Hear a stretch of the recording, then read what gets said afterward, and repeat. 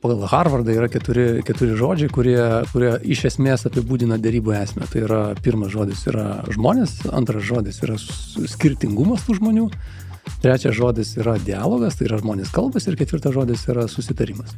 Jeigu lėktuvas kyla, ruošiasi kilti, tai yra visa procedūra. Patikrinta ir tada, kai viskas patikrinta, kylam. Tai derybos lygiai taip pat yra klausimai, kuriuos turiu atsakyti tam, kad būtų galima eiti į derybas. Dabar iš principo kokie tie klausimai? Kai aš mokinu žmonės derybų, tai aš turiu tokį įrankį, kuris vadinasi matoma, nematoma. Tai va čia vėlgi ta tokia čeklistas, ką aš žinau ir ko aš nežinau. Yra iš principo 3 derybinės strategijos. Tai yra pirmoji yra jėgos, galim pavadinti Trumpo, antroji yra partnerystė, trečioji yra smartnership. Tie žmonės derybose, kurie jaučia nerimą, jų pirmas pasiūlymas bus prastesnis, jų ambicija bus mažesnė ir jie greičiau norės susitarti. Jeigu taip kalbėti apie tai, kas yra geras derybininkas, tai pirmiausia, sakyčiau taip.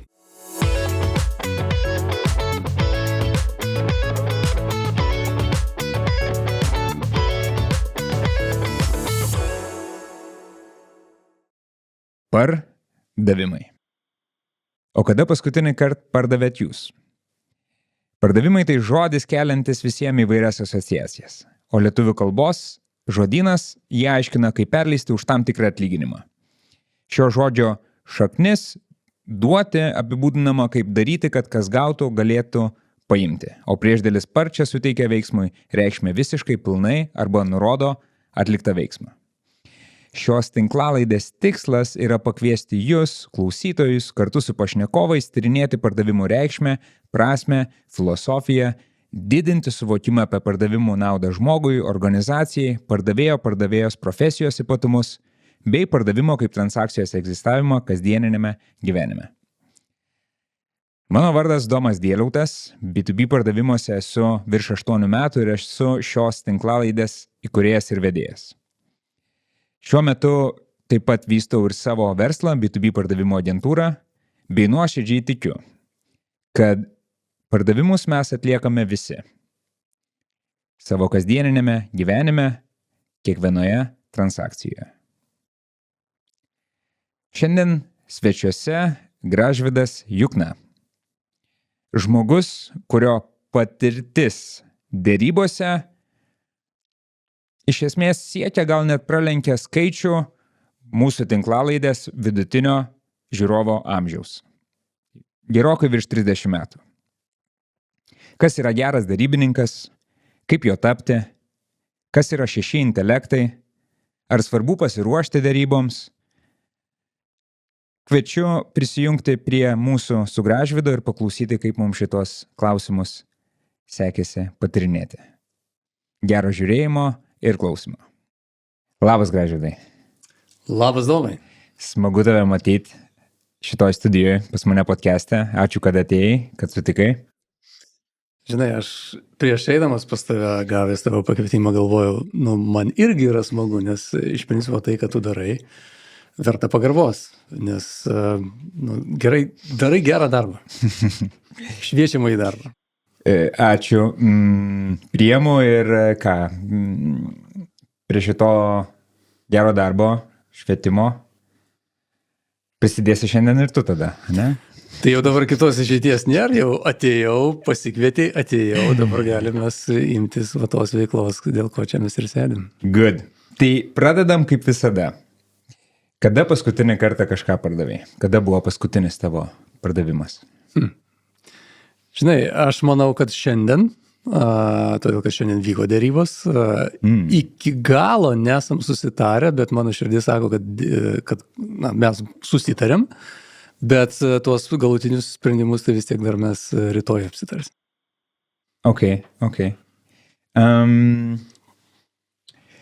O tada dedam biškį taip, žinai, keletą žingsnių atgal, gal ne keletą, gal keliasdešimt, gal kelis šimtus. Ir man labai įdomu ir tikiu, kad ir klausytojom, ar atsimeni, kada ir kaip atsirado pardavimai ir derybos tavo gyvenime? Žinai, Domai, dabar tai mane reikėtų nukelt kaip kosminių laivų toli kažkur. Bet aš šitą vietą tikrai labai gerai atsimenu, o pasakysiu kodėl. Todėl, kad kai aš pristatinėjau, kai jau pradėjau savo verslą, kai pradėjau savo konsultacijas, aš kažkaip man reikėjo prisistatinėti. Todėl, kad kai aš buvau versle, vadovas įmonėse, tai buvo viena istorija, bet kai aš jau pradėjau konsultuoti pats kaip nuo savęs, tai mano istorija buvo tokia labai elementari. Tai buvo seni laikai. Ir aš gavau poziciją, kuri vadinasi pardavėjas arba prekybos agentas. Ir, turėjau iš principo 3 įrankius. 3 įrankius, kuriuos gavau atėjęs į darbą. Tai pirmas įrankis buvo stalas, antras įrankis buvo kėdė, o trečias įrankis, kas tai buvo trečias įrankis, kas galėjo būti? Galbūt kokia nors tai kontaktavimo priemonė. Tai buvo žalias telefonas. Žalias. Taip. Tai dabar tokių telefonų, ten kur nors galima muziejuose pamatyti, bet su kitokį būgną. Ten cink, susuki ir tada gali kalbėtis ir gali skambinti. Tai čia buvo mano pardavėjo pradžia. Turėjau 3 įrankius, stalą, kėdę ir žalią telefoną. Ir turėjau visišką laisvę, todėl kad niekas nesakė, ką man daryti, kaip man daryti. Sako, tavo užduotis yra parduoti. O aš tuo metu dirbau, taip vadinosi, Šiaulių Tauro televizoriai. Tokia įmonė. Tai mano darbas buvo parduoti televizorius. Čia viskas prasidėjo. Ok. Žaliam pardavėjui žalias telefonas. Ir kaip sekės? Žinai, laikai buvo visai kitokie, negu mes dabar čia įsivaizduojam, ką galima būtų padaryti pardavimuose. Nes tai buvo, aš gal pasakysiu taip, kam sekėsi tuo metu? Tuo metu sekėsi žmonėm, kurie turėjo labai daug pažinčių. Nes tai buvo tokie,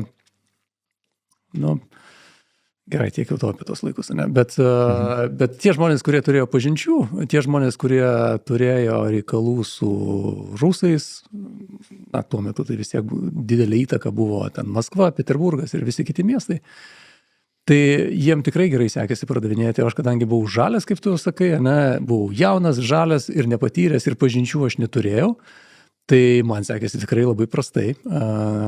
Aš ir patirčių neturėjau. Ta prasme, aš buvau baigęs ką tik mokyklą. Tai kokios ten patirtis? Mano pirmoji specialybė buvo radioelektronika. Tai aš buvau apskritai kaip radio aparatų inžinierius. Žinojau schemas, visą kitą, bet ką daryti pardavimuose, tai aš žinių tokių apskritai neturėjau. Tai man sekėsi tikrai labai prastai. Bet tai tavęs nesustabdė, ne? Tai aš tik pabaigsiu istoriją. Aš toj įmonėj, toj vietoj, toj pozicijų pradirbau, grubiai 1,5 metų. Ir kai sakau, kad man sekėsi prastai, tai aš jau sakau, kad tai buvo įdirbis, ieškojau visais įmanomais galais, kur paskambinti, kaip padaryti pardavimą. Bet dabar vėlgi, kad suprastumėt, ką reiškia parduoti? Tai nereiškia, kad aš pardavinėjau vienetais. Mano užduotis buvo, man tada buvo apie 20 metų, parduoti vagonus tų televizorių.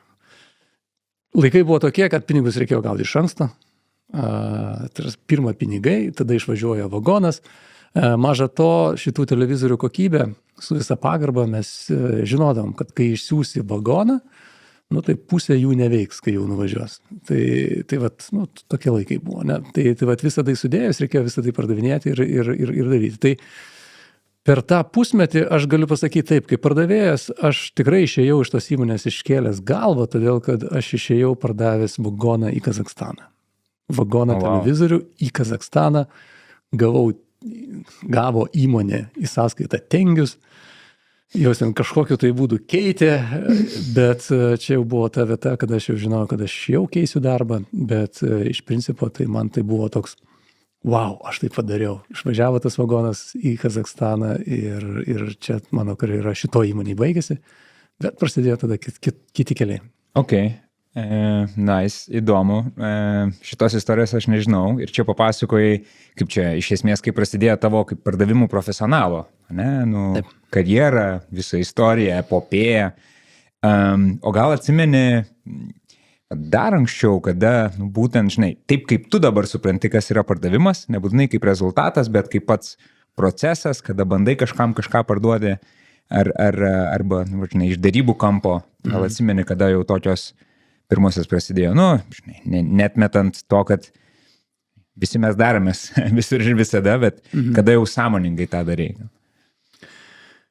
Tai, matai, čia buvo tas pirmasis mano toks darbas susijęs, jau, sakyčiau, profesionalus, ne? Jeigu taip kalbėti apie tą kelią iki to, tai aš nebuvau ten nei kažkoks prekybininkas, nei ten kažkoks ypatingas, tur ten, pavyzdžiui, mano grupiokai ten pardavinėdavo, ten kramtomas gumas, visokius įrašus ir taip toliau, ir tokiu būdu užsidirbdavo, ne? Man kažkaip tie dalykai, jie tokie, aš buvau fokusuotas į ką? Buvau fokusuotas į mokslą, buvau fokusuotas į sportą, ir dar laisvalaikį šiokį tokį. Tai iš principo man tie visi tokie pardaviminiai dalykai, jie taip nebuvo, kad man čia, aš čia kažkoks labai turiu pardavinėti, ne? Tai, bet kai jau reikėjo pradėti užsidirbinėti pačiam, tai pirmasis darbas buvo, jau papasakojau, tada sekė kitas darbas, kuris irgi buvo su prekyba susijęs. Ir tai buvo tie tokie, įdomus, kūrybiški laikai, kada nei aš supratau, kas tas yra pardavimas, nei aš ten kažkaip teoriškai žinojau, ką reikia daryti. Tiesiog visą tai buvo iš intuicijos. Galvą turiu, kalbėti moku, einu ir darau. Bet jeigu kalbėti apie profesionalumą, kur visą tai mane nuvedė, tai mano profesionalumas pardavimuose ir dėrybose prasidėjo nuo 95 metų, kada aš laimėjau konkursą tuometiniai įmonei Steamroll Lit, kuri rinko pardavėjų komandą, tai atvažiavo danai, kurie rinko įmonę ir aš pakliuvau, laimėjau konkursą būtent tų pirmųjų prekybos agentų, kurie jau Steamroll Lit ir toliau vystė. Ir čia prasidėjo tada profesionalumas. Todėl, kad mes tada gavom labai daug mokymų, atvažiuodavo treneriai, kurie su mumis dirbdavo asmeniškai ir nesmeniškai, visaip kaip. Ir kadangi tai buvo danų įmonė, tai vėlgi į žmogų, į pardavėją pirmiausiai investavo tam, kad jisai toliau jau žinotų, ką daryti, žinotų, kaip tai reikia daryti, teisingai tai darytų, nes visa tai yra investicija. Ir nuo čia prasidėjo mano tas kelias tikro pardavėjo. Mėly žiūrovai ir klausytojai, turiu trumpai įsiterpti, kad pakviesti jūs į svarbų renginį. Pardavimai tai yra neatsiejama nuo dėrybų. O gerom dėrybom reikia ruoštis ir reikia treniruotis. Tam turėsit puikią galimybę jau balandžio 10 konferencijoje Dėrybos 2025. Dėrybų konferencija.lt, ten rasit gerokai daugiau informacijos, bet jeigu trumpai bus 8 valandos intensyvo, 3 praktinės sesijos, 16 ekspertų, lektorių, pranešėjų, tame tarpe ir 2 svečiai iš JAV, reprezentuojantis Google ir Harvardą. Mėly klausytojai, dar turiu ir dovanų, specialiai jum 10% nuolaida su kodu pardavimai 10. Mato tą kodą čia, įdėsim ir į aprašymą. Aš ten būsiu, bus ir Gražvydas mūsų svečias. Šiek tiek apie tą konfą pašnekėsim neužilgo podcast'e, o jum gero likusio klausimo ir iki susitikimo. Tai panašu, kad pakankamai anksti pas tave Teisinga mokykla atsirado, užsiminė apie mokymus. Gal atsimeni, kokie buvo? Įvairūs. Apie ką labiau?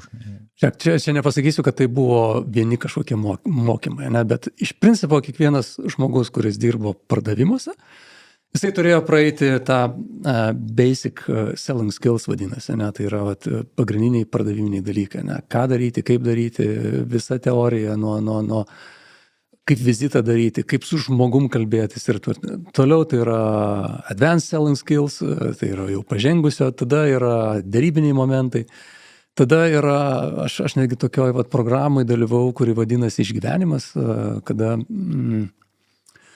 įsivaizduok, mes vasario mėnesį skrydom į Daniją ir savaitę laiko gyvenom miške. Turėjau miegmaišį, turėjau žmonės, kurie prižiūrėjo, mūsų buvo grupė. Ir mes ten kažkaip tam miške su tom miegmaišiu savaitę laiko bandėm išgyventi. Ir ten buvo įvairios vėlgi užduotis apie tai, ką reiškia žmogus, ne? Čia jau ne tai, kad pardavėjas ar profesionalas, bet ką reiškia žmogus pirmiausia, su visais savo instinktais, su visais savo poreikiais, kurie yra ir kurie su visų stresu, kurį gauni, su visų alkiu, kurį gauni, kada lakstai tam miške šalta, maisto nėra, gauni maistą tik tai tiek, kad išgyvent ir tada vat, kokios mintis kyla, ką nori padaryti ir kaip tu tai darai, kaip komandai galų gale vienas su kitu pradedi bendrauti. Tai čia ir tokių dalykų buvo. Taip, kad tai nebuvo, kad viena kažkokia tai vieta. Tai yra, sakyčiau, visuma visko, kad iš tokio jauno žmogaus sulipdyti žmogų, kuris galėtų eiti kompanijai, lyderiauti ir po to vesti pas save žmonės. Ok, man labai įdomu buvo apie tą patirtį miške, prie jos mes dar grįšim šiek tiek vėliau. Peršokant šiek tiek, kaip tu apibūdintum, ką tau reiškia žodis pardavimai? Kokios mintis kyla, asociacijos? Nu, matai, aš dabar galvoju, kas yra pardavimas, ne? Tai iš principo aš nesu tas žmogus, kuris labai linkęs lysti giliai pardaviminės temas, ne? Nes mano širdis linksta prie tos vietos, kada prasideda derybos. Ne? Tai dėl to aš ir sakysiu taip, žinai, čia taip apibendrinamas, ne? Man pirmiausia tai yra susitarimas. Tai yra susitarimas. Tai yra parduoti reiškia susitarti. Ir galbūt yra visokių ir patirčių ir viso kita, tarkim, būnant vadovų Studio Modernai, kur yra visai kitokie pardaviminiai dalykai, negu galima įsivaizduoti. Tai yra telemarketingas, tai yra tiesioginiai pardavimai, tai yra, kai žmonės tiesiog skambina telefonais ir visa kita, tai ten pardavimas yra vienoks. Ten tas susitarimas, jis yra labiau apie tai, kad gavai pinigus, išsiuntei prekį ir visa kita tau neįdomu. Ne? Bet aš kalbu apie tai, kad man pardavimas tai yra susitarimas su žmogum. Kad aš žinau, kad aš tau pardaviau prekę ir aš esu ramus. Nežinau, kad tau to reikėjo ir tu džiaugsies tą prekę. Ok. Kaip tik norėjau klausti, ar tau svarbu yra duoti parduodant, nes podcast'o pradžioj, žinai, aš sakau per intro, kad žodyje parduoti šaknis yra duoti. Tai jau kaip ir išgirdau, kad tau yra svarbu. Be jokios abejonės. Be jokios abejonės ir duoti netgi daugiau negu klientas tikisi. Tai čia viena iš tokių dalykų, bet šiaip praplečiant tą tokį, aš kaip žmogus pardavėjas, tai aš žinau, kad pirmiausia, jeigu aš netikiu kažkuo, produktų, žmonėm, įmonė, tai aš ten ir nebūsiu. Nes tam, kad parduoti, pirmiausia, pats žmogus, aš čia į save dabar, aš turiu tuo tikėti. Ir tu gali tikėti, netikėti, bet toj įmonėje, kuri mane užaugino kaip pardavėja, kaip derybininką, tai yra Stimorolit, tada buvo Cadbury įmonė, ten keitėsi savininkai ir per tą 15 metų mes kaip sekta buvom ten. Nes ten buvo širdis, visa širdis, tame produkte to įmonėje. Ten, jeigu reikia, darai. Ne dėl to, kad ten kažkas liepia, dėl to, kad mes, čia įmonė, čia mes einam, čia mes tikim tuo. Mes žinom, kaip ten viskas yra ir tai toks, kažkuria prasme ir fanatizmas, gal netgi sakyčiau, nes aš netgi atsimenu, kad kai jau mano keliai išsiskyrė su šitą įmonę, tai buvo 15 metų šitą įmonę, ne? Tai aš dar kokius metus laiko vaikščiodamas prekybos centruose vis tą kramtomą gumą vis padėliodavau, nes ten kažkaip netvarkinga. Nes ten žiūrėk dar netaip sudėta, ten žiūrėk kažkur tas vadinamas autostokas yra, ne? Tai man kažkaip praeinant pro tas kasas, nors jau nebe mano verslas ir aš jau nebesu, ne? Bet vis man dar ranka kyla prie tų lentynų ten padėlioti. Tai va čia yra tai, kas pirmiausia mano galva pas gerą pardavėją turi būti, jisai turi tikėti tuo, ką daro. Ok, ir taip išgirdau iš tavęs, kad ne tik tikėti, bet ir biški būti fanatiškai išprotėjusi apie tai, ką daro. Čia manau, kad sėkmės versija yra, nes jeigu tu tiki, jeigu aš tikiu, kuo darau, aš žinau, kad tas produktas, aš pirmiausia žinau apie tą produktą viską, kas ten yra gero ir galbūt, yra dalykų, kurie, sakykime, nėra tokie tobuli, ne? Tai aš apie visą tai žinau. Ir suprasdamas, ko tu nori, aš tiesiog jį pardavinėjau tau ne dėl to, kad ten tik tai parduoti ir gauti pinigus, ne? Bet dėl to, kad tai geriausiu būdu pasakyti, kodėl tu to produktą norėtum nusipirkti. Ir tada tu laimingas ir aš laimingas. Ok. Tai čia apie mainus, ne? Ir vertės davimą iš esmės. Taip. Yra tokia filosofija apie pardavimus, ne? Nu, tai kad pardavimas iš esmės yra bet kokia transakcija tarp dviejų individų. Ar tai ten eina kalba su žmona, kur vakarieniausim, ar apie kelionę su draugais, ar apie pirkimą kažką turgui, ar dėrybos ten Porsche salone ir taip toliau. Ar būtų galima tą patį pritaikyti, apkeitus žodį pardavimas su žodžiu dėrybos? Kad iš esmės viskas yra dėrybos, bet kokia transakcija. Nu gerai, pamastykim dabar, ne? Na, Garsiai. Čia klausiu tavęs, žinai, kaip dėrybų eksperto. Taip, tai aš dabar nuo teorijos pradėsiu, ne? Ką sako teorija apie dėrybas kaip tokias, ne? Ten pagal Harvardą yra keturi žodžiai, kurie iš esmės apibūdina dėrybų esmę. Tai yra, pirmas žodis yra žmonės, antras žodis yra skirtingumas tų žmonių, trečias žodis yra dialogas, tai yra žmonės kalbas ir ketvirtas žodis yra susitarimas. Tai žiūrėk, dabar, kadangi dėrybų rezultatas yra susitarimas, ne? Tai niekas nevyksta nesusitarus. Ar tai būtų šeimoje, kaip minėjai, ten, kur eisim, kur vakarieniausim, ką pirksim, ko nepirksim, kiek mokėsim, kada ką darysim, į kokią mokyklą vaikas eis, vaikas neis, tai visur yra susitarimai. Ir susitarimai yra dėrybų rezultatas. Tai jeigu susitarimai yra aplink mus visur, kiekvieną dieną, tai reiškia mes, logiška, ne? Mes esam dėrybose praktiškai kiekvieną dieną daugybę kartų. Ok, įdomu ir tada taip polemizuokim biškį. Kuo tada skiriasi pardavimas nuo dėrybų? Pardavimas tai turiu omeny ne rezultatas, o procesas. Nes tu gali, pavyzdžiui, pardavinėti kažkam kažko, net ir žmona idėja, kad, žinai, kad jums bus labai laiminga, jeigu vyras grįž pailsėjęs iš po 3 dienų su draugais kur nors. Gali tai ir neįvykti. Dėrybos irgi lygiai taip pačiai, jos gali vykti, bet neįvykti. Nors faktas. Tai žiūrėk, va čia labai yra įdomus momentas ir be viso ko aš dar dėstau Vilniaus universiteto verslo mokyklą. Ir mes vakar kaip tik turėjom tokį susitikimą, kalbėdami apie modulius, apie paskaitas ir visą kitą. Ir buvo toks klausimas, tai kasgi yra pardavimai, kasgi yra dėrybos ir kas yra visa kita. Ne? Tai jeigu taip žiūrėt metodiškai, ne? Tai pardavimai yra visas procesas nuo ten segmentavimo rinkos, nuo bandymo suprasti, kas tas pirkėjas yra, iki metodų parinkimo, kaip į tą pardavimą ateiti, ten šaltas skambutis, šiltas skambutis ir visi šitie dalykai, tai yra pardaviminiai etapai kažkokie, ne? Tai yra pradžia ir kažkurioje vietoje atsiranda dėrybos. Ne? Tai, taip yra linkusi manyti, kad iš principo dėrybos yra pardavimo dalis kažkokia. Ne? Tai aš sakyčiau taip, jeigu taip žiūrėt vėlgi į praeitį, taip į praeitį atsisukt, tai aš sakau taip. Bet jeigu žiūrėt į ateitį, tai mano galva dėrybos kuo toliau, tuo labiau užims didesnę vietą tame, todėl kad tas pardavimas, jisai nebetenka nei galios, nei prasmės. Nes niekas nenori, kai tau kiša. Niekas nenori, kai tau per ten, žinai,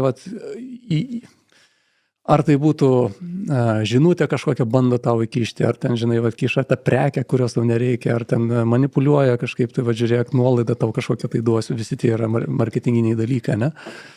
Tai mano galva, žmogus, žiūrint į ateitį, ko norės, jisai kaip tik norės labiau susitarimo, bet ne pardavimo. Čia mano pamastymai ir jie galbūt ir nėra teisingi, aš nežinau, bet va čia grinai tokie šviežus dalykai, kur sakau, ir vakar mes ir diskutavom, kas yra dėrybos, kas yra pardavimai, kad pardavimai yra platu, o dėrybos yra siaura. Tai mano galva tai yra šiek tiek praeitis, žiūrint į priekį, dėrybos plėsis, pardavimų santrauk, supratimas, kas yra tie pardavimai, jie šiek tiek irgi keisis. Čia mano tokia pamastymai. aš sutinku su nemažai to, ką tu pasakėjai ir aš labai sąmoningai paklausiau, nes vat su to, su ko nesutinku, nes mano galva, tai kaip tik šitie dalykai yra sugretinami. Ir tai, kad tu papasakoji, žinai, apie tą blogo konotaciją, kuri gal dar rinkoje yra, bet aš labai norėčiau tikėti, ir taip, žinai, tikiu, nes pats esu pardavimuose, ir verslas yra apie tai, ir podcastas yra apie tai, kad tos konotacijos, kad parduoti lygų įgrūsti turėtų būti, tikrai kuo mažiau. Ypatingai, kai eina kalba apie B2B pardavimus. Ir ateina tas požiūris, ar tai yra vakarietiškas, nors kiti kaip tik sako, kad nereikia čia to mum amerikoniško pardavimo, kad viską padarysim, visas sąlygas įgyvendinsim su mūsų produktu ar paslauga jūs krisit, žinai, bet mano galva, tai kuo toliau, to labiau tie B2B pardavimai ir Lietuvoje, aš tą jaučiu, eina ta kryptim, kad susitarkim. Tai tąja prasme, kad yra gerokai daugiau skiriama dėmesio įmonės viduje ir, aš bent jau manau, kad tai yra teisinga praktika, pradžioje įsivertinti, kas yra tavo tiksliniai klientai. Tai yra toks labai paprastas, kažkuria prasme paprastas žingsnis, nieko sudėtingo, bet ką tai duoda, tai jau sumažina tikimybę, kad bus, žinai, va to, kad man čia skambina ir grūda, nes pardavėjų komanda approachins, kalbės su tom įmonėm, kuriuom, mes padarėm prielaidą, kažkokį ten rinkos tyrimą, įsivardinom kažkokius tai vardiklius, kuriuom to produkto ar paslaugos galėtų reikėti. Ir tada atsiranda visokie ten buyer's intent, tai yra netgi signalai, yra tam tikri softai, kurie gali tau padėti ir duoti tam tikrus signalus, iš esmės identifikatorius, kad ta ir ta įmonė yra dabar šitam ir šitam etape. Pavyzdžiui, ten pasisamdė neseniai 20 darbuotojų, tai kaip ir signalas, kad gali reikėti tavo kažkokio ten HR-inio produkto valdymo.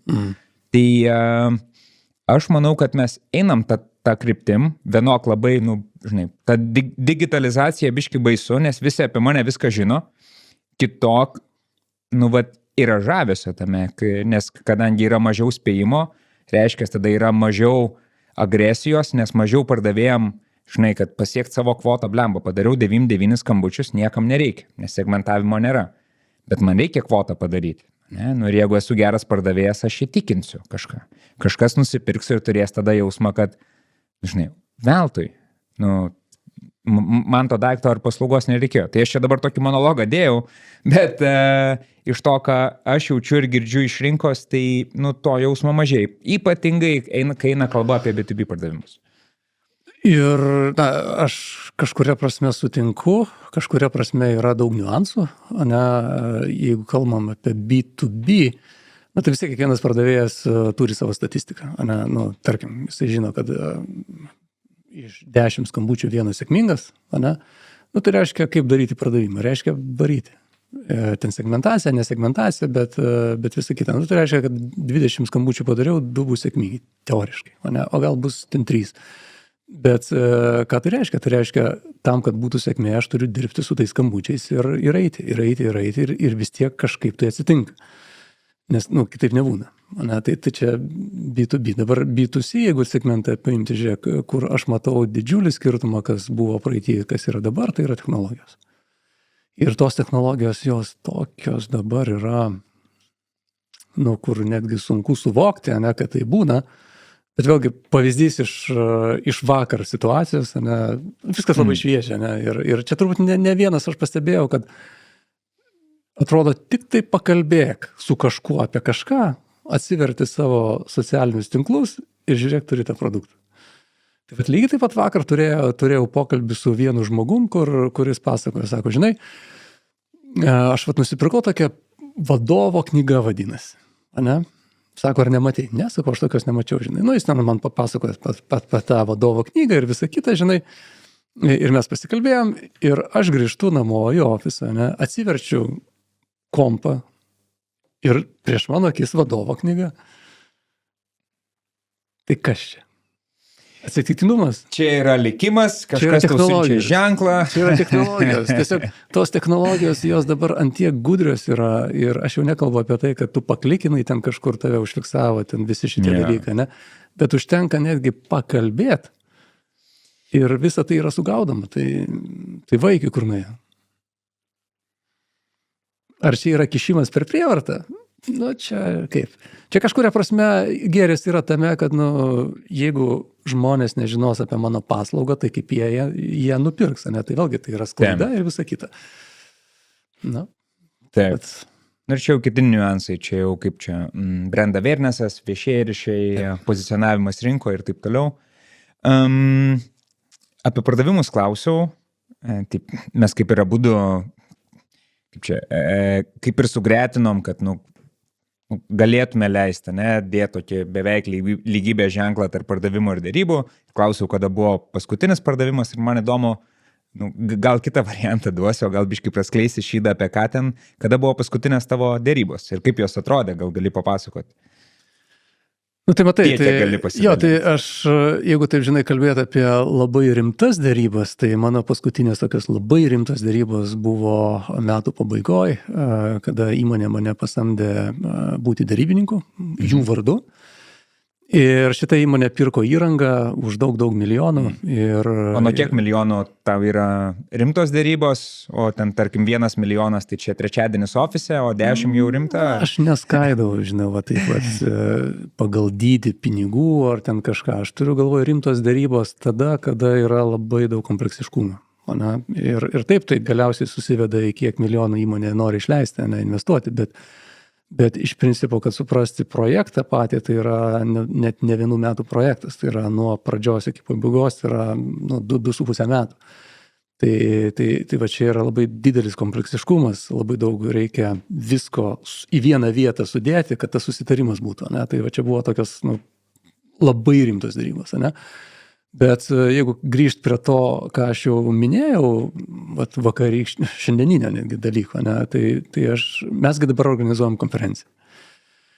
Ir tam, kad žmonės, kurie nusipirks bilietus į konferenciją, tam, kad jie pamatytų turinį, tai turigi atvažiuoti pašnekovai, turigi atvažiuoti dėrybų guru, turigi atvažiuoti žmonės, kurie iš tikrųjų to dėrybiniai temai, jie yra profesionalai, Tai va, tai šiandien ir dėrėjausi su kaip pasakyti, aš kviečiu žmogų, kad atvažiuotų į tą konferenciją, būti pranešėju, bet kadangi jis yra dėrybininkas, jisai derėsi, jisai sako, aš noriu taip ir taip, o aš sakau, mano siūlymas yra toks ir toks, ir mes ten dėliojam ir aš kažkaip tikiu, kad mes susitarėm, bet kaip minėjau, rytoj bus aišku. Jo, aš norėjau klausti, nes galvoju, man nemažai tenka pardavinėti pardavėjam, nes mano įmonės paslaugų vienas iš sprendimo priėmėjų yra Head of Sales. Ir, ten būna reikalų, sako, žiūrėk, mes čia viską žinom, einam prie esmės. Galvoju, pas tave čia dar yra įdomiau, nes mano atveju aš pardavėjas, parduodu pardavimo paslaugą, pardavimo žmogui, o tai tavo atveju, gerai, gal ir panašiai, tai dėrybininkas, kuris organizuoja dėrybų konferenciją, derisi su dėrybų profesionalu dėl dėrybų mokymo pranešimo. Taip, lygiai taip ir yra. Čia crazy inceptionas. Bet tame grožis yra. Ir, jeigu taip žiūrėt, šiemet su kuo pavyko susitarti, ir žinau, kad jie atvažiuos, tai yra, kaip pavyzdys, tai yra Josh Weissas. Josh Weissas tai yra Harvardo, Olimpo kalnas. Harvardo dėrybų programos bendra įkūrėjas. Ir jis tiesiogiai su Harvardu susijęs, tai va šitas žmogus bus čia ir tarp kitko jisai atsiveža naują knygą, kuri, kokia šiandien diena yra? Šiandien turim 11. Šiandien išeina jo knyga. O, geras. Kokia? Kažkaip pažiūrėsim. Aš neatsimenu tiksliai pavadinimą. Pridėsim paveiksliuką. Bet galima užeiti ir dėrybų puslapį ir ten yra ta knyga, todėl kad žmonės, kurie ateis į dėrybų konferenciją, jie gali nusipirkti bilietą ir kartu su ta knyga dar gauti, su parašu. Bet čia rakursas į šoną, ne? Man atrodo, kad nėra rakursas į šoną, nes tai, kad tu ką tik pasakei, čia galimai yra viena iš dedamųjų dėrybų su to žmogum. gali ten biški, praskleis, žinai, sumų nebūtina įvardinti, bet aš teisingai suprantu, kad čia buvo viena iš derybų sąlygų, kad ta knyga atsirastų. Kaip pasakyti, ir taip ir ne. Gal žinai, va taip praskleisiu šiek tiek va tos visos virtuvės, kuri yra, bet esmė yra tokia, kad kaip pavyzdys, Josh Weiss, jisai atvažiuoja į Lietuvą pirmą kartą. Jisai čia nėra buvęs ir apie Lietuvą žino tik tai, ką iš ten tos Amerikos pamatysi, kažką, ne? Jim Daly, kuris yra Google derybų komandos vadovas, iš centrinio ofiso New York'e, jis irgi Lietuvoje nėra buvęs, kad Google'as turi įmonę čia, kad turi komandą taip, bet jis čia nėra buvęs. Tai vat su tai žmonėm tokios ir derybos būna, kad pakviesti galima, susitarti irgi galima, sumas, žinot, sumo aš tikrai neįvardinsiu. Jo. Nes nėra prasmės apie tai kalbėti, bet sąnaudų man kaip organizatoriui tai tikrai yra daug. Jau vien tai, kad reikia nupirkti bilietą ir šitie žmonės paprasta klase jau ir nebūtų kažkaip logiška kviesti paprastą klasę, taip atskristi per Atlantą, nes kaip ne kaip, daug valandų skrydžio, tai visa tai kainuoja. Visą tai kainuoja ir visą tai turi kažkaip sudėlioti taip, kad viskas sueitų į vieną vietą ir būtų galima, žinai, iš to turėti ne nuostolį, o uždirbti pinigų. Visi tie žmonės, kurie atvarys, jie darys pranešimus apie derybas, vienokią ar kitokią formą. Taip. Ar pastebėjai kažkokių tai metodinių žingsnių jų derybose su tavim, apie kuriuos jie patys šneka? Ar čia biški, žinai, būna ir batsiuvys be batų? Kada, Žiūrėk, aš čia pasakysiu tokį dalyką, kad kai susitinka du derybininkai, tai žinok, derybos būna labai įdomios ir labai įvairios. Ir tai nereiškia, kad tos derybos kažkokios turėtų būti labai ten tokios sunkios, Nes, čia, žinai tą anekdotą apie gaisrininkus, kurie lošia kortomis, kaip jie lošia. Tai vat jie išsidalina kortas ir nelošia. Todėl, kad pasižiūrės, aš laimėjau. Nėra prasmės žaisti. Nes mano kortos yra, aš laimėjau, nes tavo kortos silpnesnės, nes jeigu žaisim, mes esam tokie profesionalai, kad vis tiek tu praloši. Tai kai derisi profesionalai, jiegi jaučia, kur yra esmė. Nes iš principo derybose vėlgi, jeigu aš žinau, ko tu nori, jeigu tu žinai, ko aš noriu, tai mes tikrai rasim, kaip susitarti. Todėl, kad aš tau padėsiu gauti tai, ko tu nori, o tu man padėsi gauti tai, ko tu nori. Ir mes tada kažkokiu tai būdu ieškom to susitarimo, kuris tau priimtinas ir man priimtinas. Tau priimtinas, man per daug nekainuoja. Nes jeigu man per daug kainuos, aš negalėsiu tavęs pakviesti. Ir tada tu netvažiuosi. Ar yra gerai, kad tu netvažiuosi? Čia kiekvienas sprendžia. Bet kita vertus, tai yra ir tam tikra galimybė, nes aš žinau, kad pirmąją konferenciją, kurią organizavom pernai metais spalį, tai vėlgi atsiranda ryšiai, kas yra be galo svarbus dalykas, kalbant apie pardavimus ir apie derybas. Nes čia nėra jokia paslaptis, bet supraskit, tie, kurie klausys, irgi supraskit vieną momentą, kurį aš darydamas derybų mokymus vis pabrėžiu, kad ne mašinos derisi, ne mašinos pardavinėja, derisi žmonės tarpusavį. Ir jeigu aš tau patinku, o tu man patinki, mes tikrai rasim, kaip susitarti. Bet jeigu tu man nepatinki, arba aš tau nepatinku, tai nesvarbu ten kaina, nesvarbu ten dar kažkas, mes tiesiog kažkurioje vietoje, žiūrėk, žmogus nekelia telefono ragelio, žiūrėk, žmogus neatsako elektroninį paštą, dėl vienos elementarios priežasties. Jisai turi kitą alternatyvą, kuri jam patinka, o tu esi tam kitam sąraše ir viskas. Tai čia ką noriu pabrėžti, kad kai atsiranda ryšys tarp dviejų žmonių ir tas ryšys yra teisingas, jie pradeda jausti, kad jie viens kitam gali būti reikalingi. Ir tada derybos yra visai kito lygio. Ok, aš kaip tik norėjau klausti, ar raporto sukūrimas su kitu žmogum yra neatsiejama derybų dalis ir tai yra reikalinga. Žinai, aš esu girdėjęs tų paskirstimų, kiek kas sudaro, žinai, ten yra pyragas derybų 100%, ir ten išpjaustyta per dalis. Tai kaip, nežinau, ar tu apie tai mokymuose savo šneki ar ne, bet dabar taip spontaniškai paklausiu, santykio sukūrimas, arba, žinai, dar dedant žingsnį atgal, tai teisingas kito žmogaus nuskaitimas, nurydimas, žinai, suvokimas, nes, mes esam visi labai skirtingi, ne? Vieni šneka vienu tempu, vienus pertraukti galima, kitų pertraukti negalima ir taip toliau. Tai ar tas prisitaikymo, nurydinimo momentas yra svarbus derybose? Jis yra svarbus be jokios abejonės, nes žmogus su žmogum jie turi tam tikrą chemiją ir be tos chemijos niekas nevyksta, ne, bet čia yra emociniai, psichologiniai dalykai, kuriuos reikėtų skaityti ir žiūrėti. Bet, žinai, aš pasakysiu dar kitą dalyką, kas yra vėlgi svarbus tiek pardavimuose, tiek derybose, ne, tai santykis su žmogum. Ne, ir na, kaip pavyzdys, kaip aš dabar nuėjau iki to Jim Daly arba kaip nuėjau iki Josh Weiss. Nes čia iš tos Lietuvos, nei iš ten matosi ta Lietuva, nei iš čia matosi, ne, jie. Tai iš principo per trečią žmogų, kuris juos pažįsta.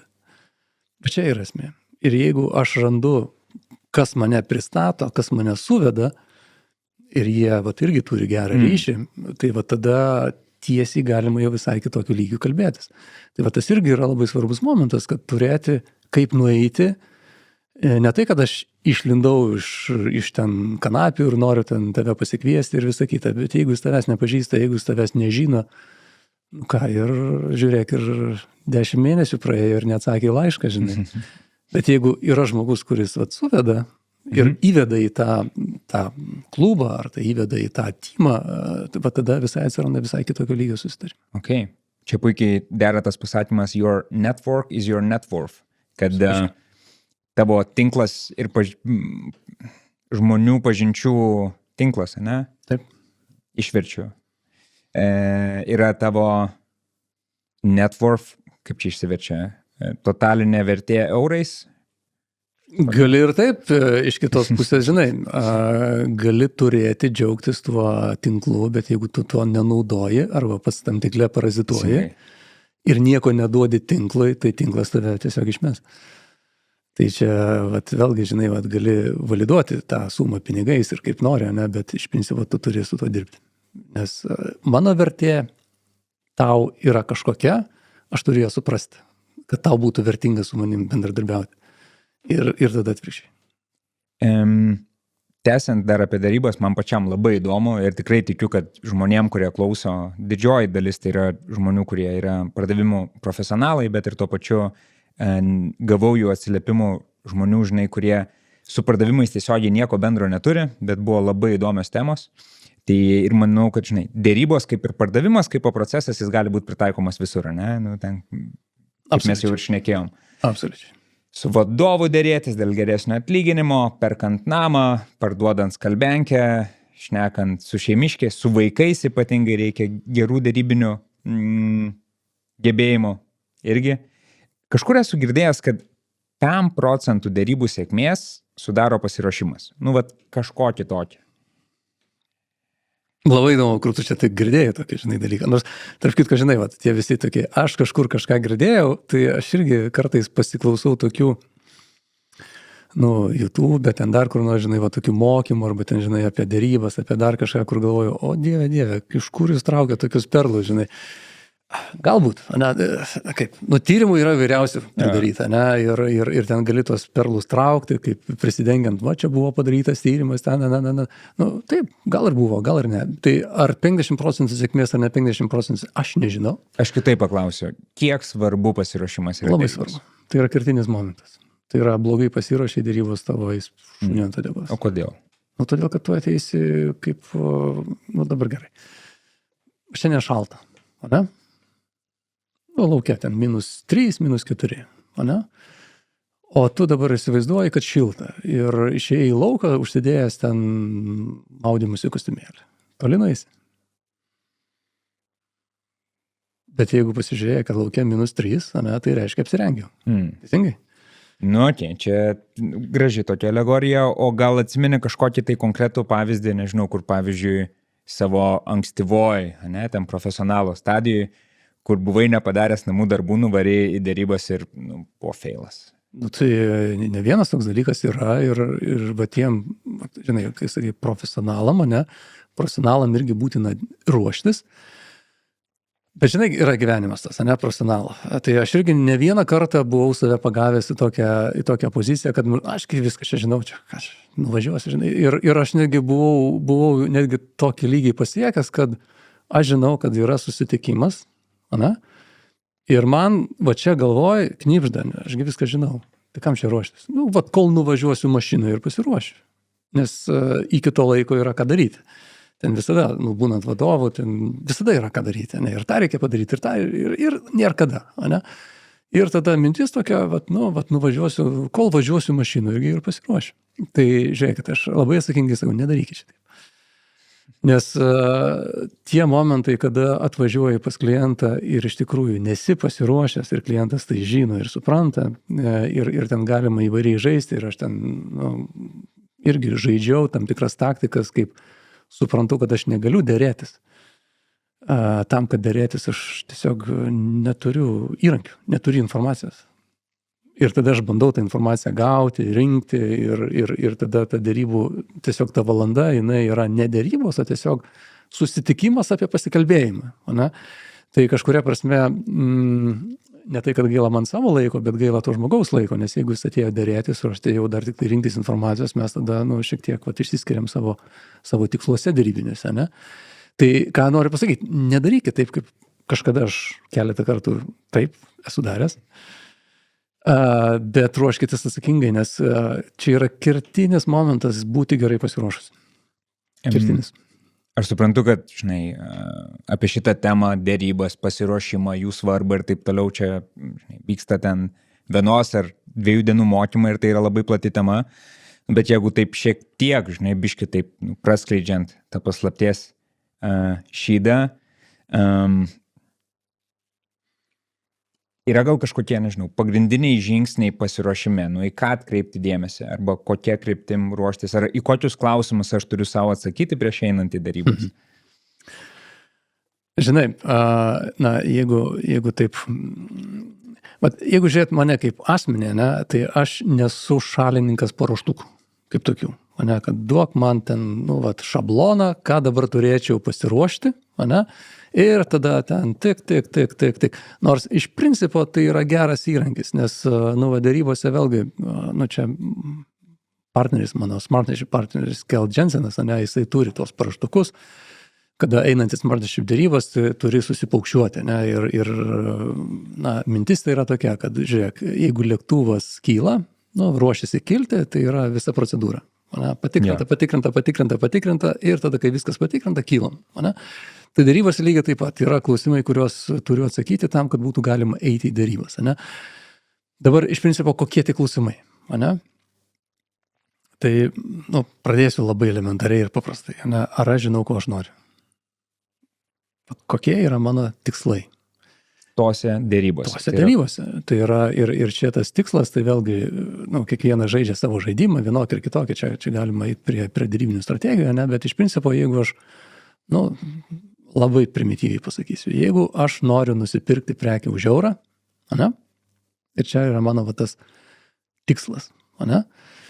Tai aš tada turiu suprasti, nuo ko aš pradėsiu derėtis, ne? Tarkim, aš perku, noriu už eurą ir sakau, aš pradėsiu derėtis ten nuo kitos sumos. Tegul būna, aš kadangi perku, aš pradėsiu derėtis nuo 80 centų. Bet aš žinau, kad aš eurą galiu mokėti. Ir tada vėlgi, kur yra ta riba, kur aš jau negaliu daugiau sau leisti. Kaip pavyzdys, aš negaliu daugiau sau leisti kaip eurą 10. Ir čia yra mano riba. Tai mano tikslas, mano riba ir nuo ko aš pradėsiu. Tai čia yra vienas skaičius, kaina šiuo atveju, bet 3 skaičiai. Okay. Tai kiekvienam darybiniam aspektui, tų darybinių aspektų gali būti ir 30 ir 40, čia priklauso nuo darybų skaupo, ne kaip tokio. Ir tikrai nėra taip, kad darybos yra tik tai apie kainą ir nieko daugiau. Nes jeigu kalbate apie kainą, tai jūs esate vienareikšmiškai jėgos darybose ir sveikinu su tuo, nes ten reikia turėti jėgos. Ne? Bet, sakau, kiekvienas darybų aspektas turėtų būti paruoštas pagal tai. Tai yra, ko aš noriu, kiek aš galiu ir nuo ko aš pradėsiu. Ok. Kiek svarbos čia turi klausimas, o ko nori kita pusė? Čia būtina tą inkorporuoti. Tai yra scenarijai, kurie dėliojasi, tai yra matymas susitarimo lauko, nes kai aš žinau savo šitos 3 dalykus, aš prognozuoju, kas gali būti tenai. Na, jeigu yra visiškai naujas klientas, su kuriuo neturit jokios patirties, tai gali būti sudėtingiau susiprognozuoti, bet jeigu su klientu dirbat daug metų, tai jūs žinot, už kokią kainą jie perka, už kokią kainą jūs parduodat. Čia priklauso parduodat ar perkat, ne? Tai jūs galit prognozuoti, ko jie norės tose darybose ir kaip visos tos darybos galės suktis, ne? Ir tada prognozuojat, kokio pločio yra darybų susitarimo laukas, ne? Prognozuojat. Tai nėra taip, kad jūs galit žinoti, ne? Bet realiai, va čia yra ir nuojauta, ir pajautimas, ir supratimas situacijos, nes kas gali įtakoti tos pasikeitimus, tai vėlgi reikia žiūrėti visą apimantį dalyką. Tai yra nuo ekonomikos, nuo ciklų, nuo produkto įvedimo ir ten kainos pasikeitimų, infliacijos ir ko tik tai nori, nes va čia apie tai paprastai ir būna susitarimai. Labai daug niuansų. Tai čia aš paliečiau vieną paprastą dalyką, tai yra kaina, bet yra žymiai daugiau momentų. Iš principo, kai aš mokinu žmonės dėrybų, tai aš turiu tokį įrankį, kuris vadinasi matoma, nematoma. Tai va čia vėlgi ta tokia čeklistas, ką aš žinau ir ko aš nežinau. Ir kiekvienose dėrybose gali būti skirtingi dalykai, ką turiu žinoti tam, kad eiti į dėrybą. Ne visur visko reikia žinoti, nes nebūtina. Tiesiog. Gerą momentą palėtei. Aš kaip tik norėjau klausti, žinai, čia vėl yra sakoma, ne, kad ten tam tikri žmonės, kurie kiekvieną dieną turi priimti labai daug sprendimų, juos optimizuoja. Pavyzdžiui, ten Steve Jobsas ir Mark Zuckerbergas, teisingai ištariu. Jie turi vieną outfitą jau paruoštą, naktį prieš, ar gal ten net visai savaitėj, tam, kad jiem atsikėlus nereiktų to sprendimo priimti, tai yra sutaupo resursus ir palieka kitiems sprendimam. Nes mes smegenyse, kaip ir kompe, turim atitinkamą kiekį tų ramų vadinamų. Linko vedu, ypatingai kai eina kalba apie didžiulės darybas, ne? Tu paminėjai, yra ko man nereikia žinoti, ar irgi reiktų pasiruošti, ar yra tokių vietų, kur nusibrėžti, čia man nesvarbu ir aš sutiksiu, nes, kaip čia, kiekviena tokia akistata, ne, pavyzdžiui, kada, tarkim, mes dėrėtumėmės, ne, ir tu išreiški savo poziciją 5 aspektais, tai ties kiekvienu juo būti ir galvoti, man kainuoja energijos ir kainuoja resursų.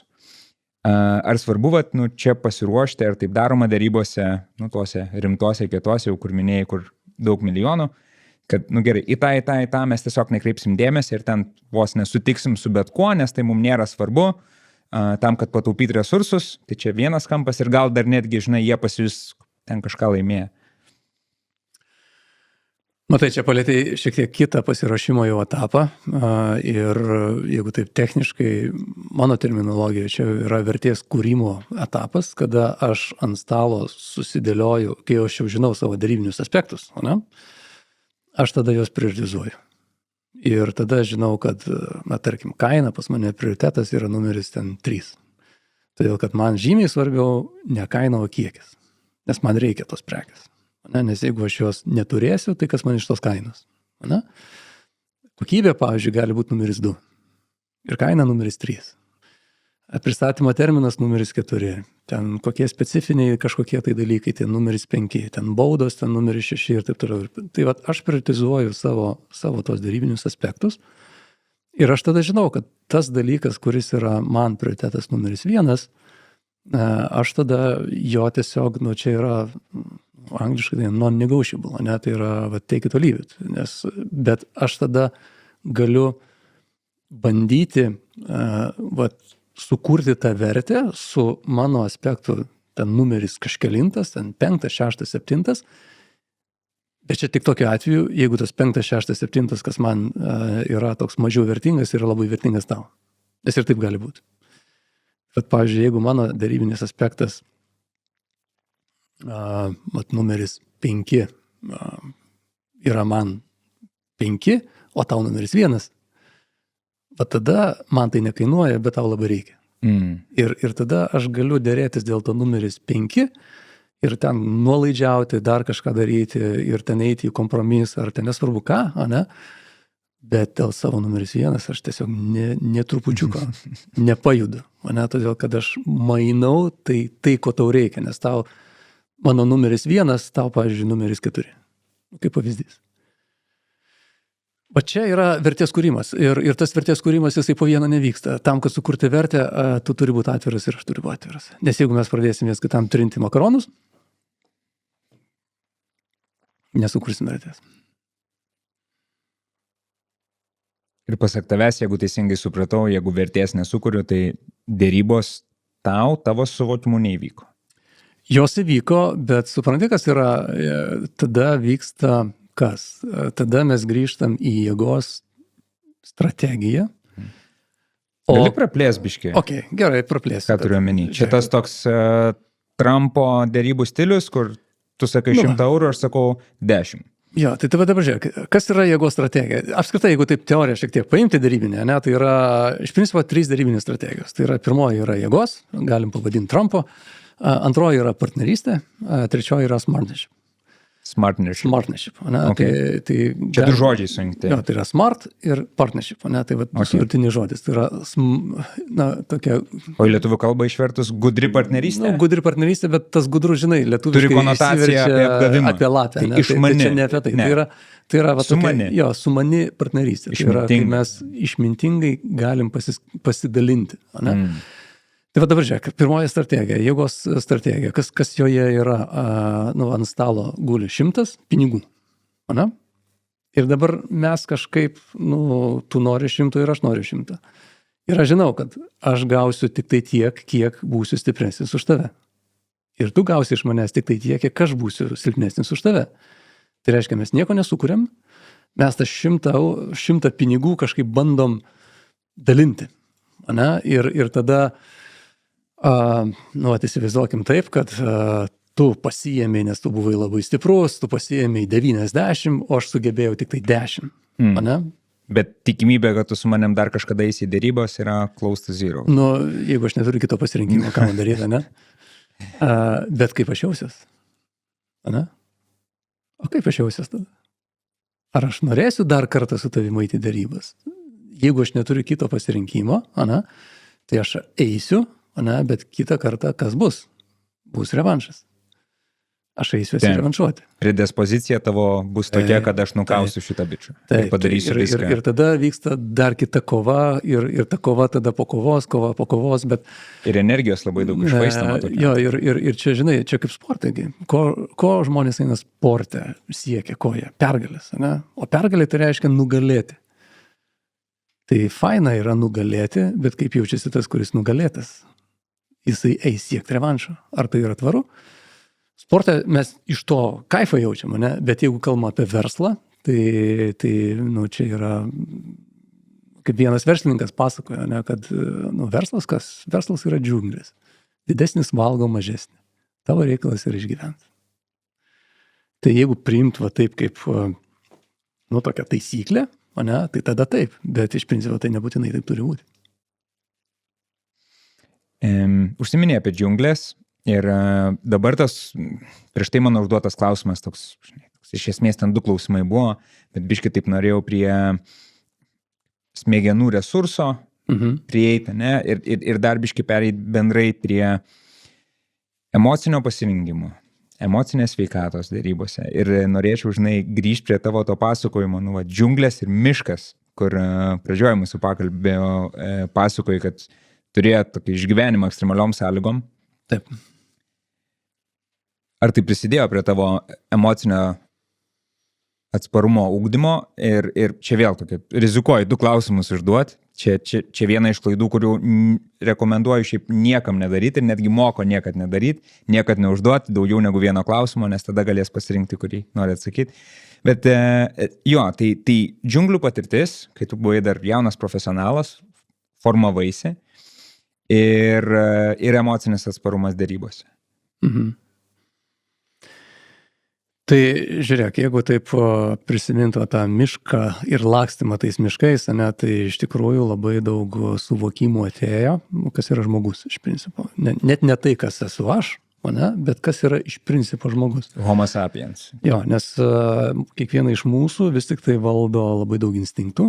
Tai čia instinktai. Tai yra įdėta ir čia nebūtinai, aš turiu tą patį ką ir tu, ane? Todėl, kad tai yra kaip gyvūnas. Ane?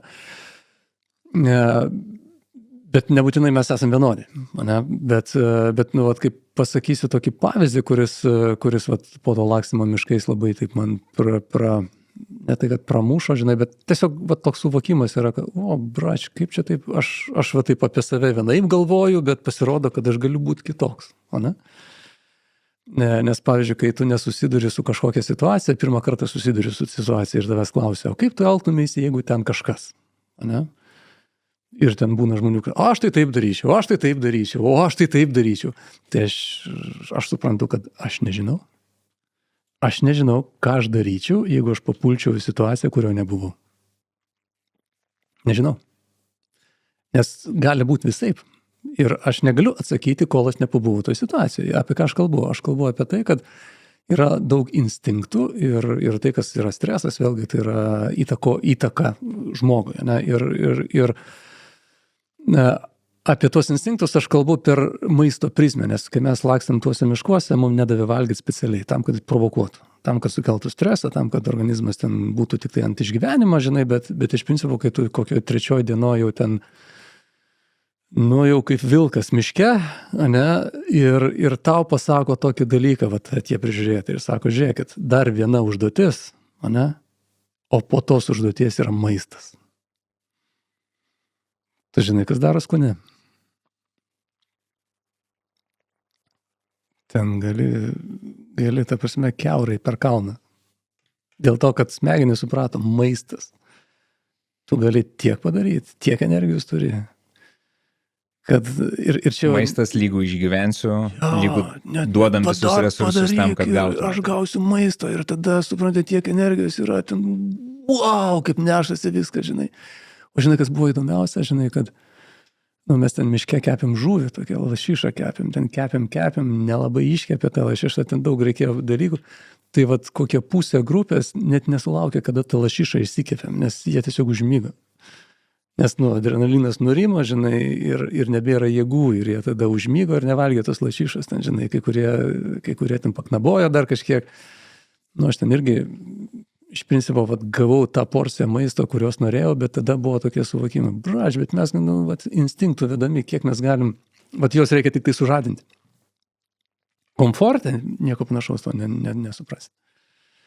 Tai čia apie tą tokį išgyvenimą, apie tą, ką galima apie tave suvokti. Bet aš vėlgi, kur vedu prie to, kad kai aš kalbu apie derybas, aš irgi pradedu nuo žmogaus. Ir ne vienas derybininkų nelinkio eiti į derybas, kol tas derybininkas nesuprato, kas jisai yra. Kol nesuprato apie save, ko jisai nori, ką jisai gali, ko jisai nenori, ko jisai negali. Ir iš principo derybininkai, jeigu atsakėte į klausimą, kad jums patinka derybos, eikit ir derėkitės. Bet jeigu uždavus tokį klausimą, ar tau patinka derybos, atsakymas yra, man nepatinka derybos, eikit ieškokit kitų darbų. Ieškokit, kas patinka. Nes ten jūs būsite efektyvesni. Nes jeigu jūs daro tai, kas nepatinka, kryžiukas, šakės ir bergždžiai deginat įmonių pinigus. O kaip tada dylint su tuo? Aš čia išsiprovokavau tai, kad tu pasakė ir biškį nuo savo klausimą nušokau, bet grįšiu. Žinai, sakai, tai tada jeigu nepatinka, tai nesiderėkit. Ir čia mes abudu, žinai, lyg ir abudu jau tai pripažinom, kad derybų yra visur ir kiekvieną dieną. Taip kaip ir pardavimo. Kaip tada žmonėm, kuriem nepatinka derėtis, kažkuria prasme, žinai, būt konfrontacijoje, nes derybos tai yra konfrontacija. Nebūtinai. Ne? Ne. Tai jeigu paimti jėgos strategiją, taip, Trumpo, tai sublefuokim, nes čia niekaip kitaip, tai yra sublefuokim tam, kad išsigastų. Kai išsigas, jie ten kažkaip bus sukalbėsim geriau. Tai čia yra vėlgi taktika, tai yra blefas, tai vadinasi, tai yra melas, blefas, kaip ten pavadinsi, taip nepagadinsi, bet tai yra, išgąsdinti savo derybų oponentą, kad jisai ten paskui būtų sukalbėmesnis, bet nebūtinai tai turi būti, nes kai aš kalbu dabar, žiūrėk, jeigu aš eisiu į konfrontaciją, minėjau apie tai, kad aš noriu pasikviesti, ten tegul būna Josh Weissas, ir aš eisiu į konfrontaciją, Tai kaip aš jį pasikviesiu? Nu, be šansų. Bet mums reikia susitarti. Tai reiškia, aš negaliu naudoti jėgos strategijos. Tai reiškia, aš turiu naudoti strategiją, kuri yra arba partnerystė, arba smartnership. Tai yra, kas bus, kai tu atvažiuosi, tau tokio tinkamo ir gero, ką aš tau galiu duoti už tai, kad tu atvažiuotum pas mane. Okay. Ir nevadinai pinigai. Taip, girdžiu, nice. Tada aš gal ir kitą žodį panaudosiu, gal ne konfrontacija, bet ir daugumai žmonių yra šiaip nemalonu išsakyti savo poziciją. Jeigu jinai yra kitokia, negu yra, žinai, kitoj pusėje. Tai gali būti pats maloniausias pokalbis, ne? Tikrai tam smartnership, kad būtų fainiai sako, bet yra žmonių, kur, nežinau, tu man sakytum, ne? Tai susitinkam 8, ne? Žinai, o aš 8 niekaip negaliu, ne? Bet man kažkaip tau reikia pasakyti. Tai tąja prasme, kad konfrontuoti, žinai, kad, kaip čia, išstoti su savo realiais poreikiais. Gerai, įdomu, tai aš tada paklausiu, o kodėl tu negali? Bet, žinai, ne to klausiau, žinai, pavyzdžiui, aš nemėgstu dėrėtis, ne? Ir man dėrybos nepatinka. Ir ta tavo konfrontacija, ne? Bet, tenka tą daryti. Tai kaip tada man išstoti, jeigu aš neturiu tokio empatiško ir šaunaus dėrybininko oponento, arba, kaip nėra oponento smartnership, ne, partnerio, kuris negalvos apie tai, bet... Ok, žiūrėk, supratau klausimą. Žiūrėk, realiai, aš jau kaip minėjau, tie žmonės, kuriem nepatinka dėrybos, taip nuoširdžiai nepatinka dėrybos, ne, tai turėtų apie save pasirūpinti, ten visą kitą susitvarkyti, bet iš principo dėrybų tą visą reikalą, kas reikalinga, tiesiog atiduoti kažkam kitam, kas už juos dėrėtųsi. Tai čia idealiu atveju, ne? Ne visada to gali išvengti, ne? Bet jeigu neišvengiamai tenka dėrėtis, ne, tai reiškia, vėlgi, žinai, paprastai, kodėl žmonėm nepatinka dėrėtis. Ne? Vienas iš tokių kertinių dalykų, todėl, kad jau paminėjai, tai yra konfrontacija, tai yra sudėtinga pasakyti ne. Aš spėjimą vieną turiu, koks jausmas dominuoja tiem, kuriem nepatinka dėrėtis. Galiu padaryti spėjimą? Prašau. Baimė. Taip. Jie bijo. Ir dėrybose ta baimė yra nerimas. O nerimas yra bijau dėl ateities. Nes bijau ne praeities, bijau ateities. Ko jie bijo? Jie bijo nesusitarti, bijo ten kažkaip, kad bus blogai, kai nesusitars, reputacija, kas tik tai nori, rezultatai, nesvarbu kas, ne? Tai tas nerimas, jisai automatiškai, jeigu žmogus turi nerimą dėrybose, čia aš irgi kalbu apie nerimą azartą, kaip tokį, žinai, tai kur yra esmė? Kad jeigu žmogus jaučia nerimą, jis jau automatu yra blogesnis dėrybininkas už tą, kuris jaučia azartą. Nes jeigu aš į dėrybas atėjau azartiškai, tai yra aš atėjau, daryti reikalų. Ne tai, kad nugalėti tave, ne, bet aš atėjau, man faina, aš atėjau, žinai, matau, tu sužiūrėjau.